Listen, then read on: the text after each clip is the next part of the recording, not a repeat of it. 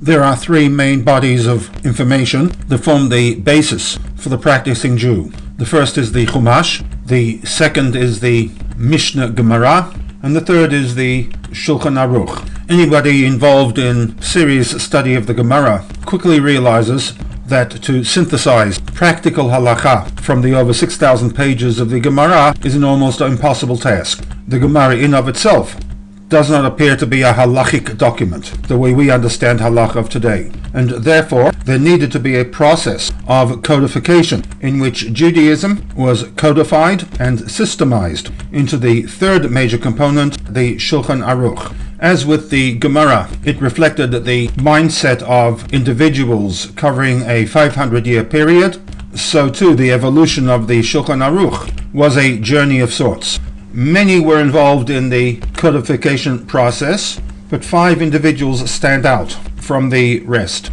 the Rif, the Rambam, the Rosh, and the Bet Yosef and the Ramah. Each had a very different style in presenting the halachic decisions.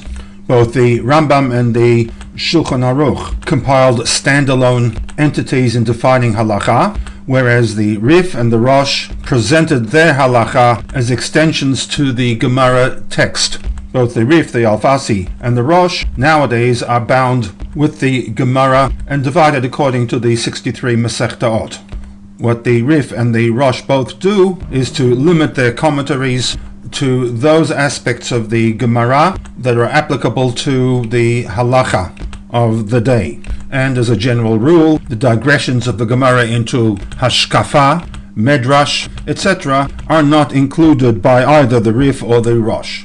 With respect to the brachot that are to be made at a Pidyon Haben ceremony, the Rosh records the halacha in 2 locations. The first in his commentary to Masechet Bechorot, where he writes Hilchata Avi Haben Mevarech al Pidyon Haben v'Shehechiyanu, that at the Pidyon Haben the father makes the 2 brachot al Pidyon Haben and Shehechiyanu ve'en haKohen Mevarech Klum. The Kohen, on the other hand, although an integral part of the ceremony, does not make a bracha at all. As well as Masechet Brachot, the Rosh includes the issue of the brachot made at a Pidyon Haben in his commentary to Masechet Psachim. There is a series of halachot regarding the Seder. What is the din about one who does not have wine with respect to the making of Kiddush in Naleket, the obligation to eat the afikoman before Chatzot. Halacha Mem and Mem Aleph relate to Sfirat HaOmer.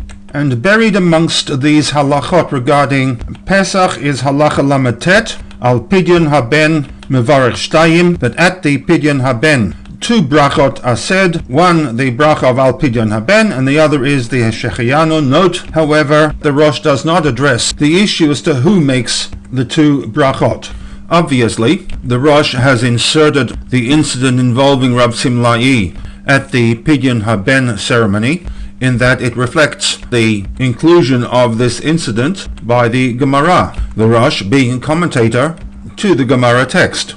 For the Gemara to include the incident, we have much more flexibility in justifying its inclusion, as we have done in quoting the viewpoint of the Rashbam, that thematically it is linked to the previous issue discussed in the Mishnah as to the brachot of the Korban Pesach and the Korban Chagigah. As we shall shortly point out, the Rosh is basically a Sefer Halacha, and as such, the Halacha of Pidyon Haben has no place in his commentary to Masechet Psachim. This point is made quite clearly by the Korban Netanel, a super commentary to the Rosh, who writes that Kedarkam, the style of the codifiers including the Rosh, was Shema'asfim Piskei Halachot Mishas, that they collect the various Piskei Halachot from throughout Shas and bring them together Le'ota Masechet She'aska Bedin Zeh, into the Masechet that is primarily concerned with this particular halacha, as for example the inclusion of the halachot of Sfirat HaOmer, even though there is no mention in the Gemara under discussion of this mitzvah in Masechet Psachim at this location. And therefore he asks, V'lo yadati al mi v'al ma heviya harif v'Rabbeinu hach uvda. Why was it that both the Rif and the Rosh, Rabbeinu, have included this incident, referring to the incident involving Rab Simlai at the Pidyon Haben, in their commentary to Masechet Pesachim. Kim Masechet Bechorot Mekomo, it really belongs in Masechet Bechorot.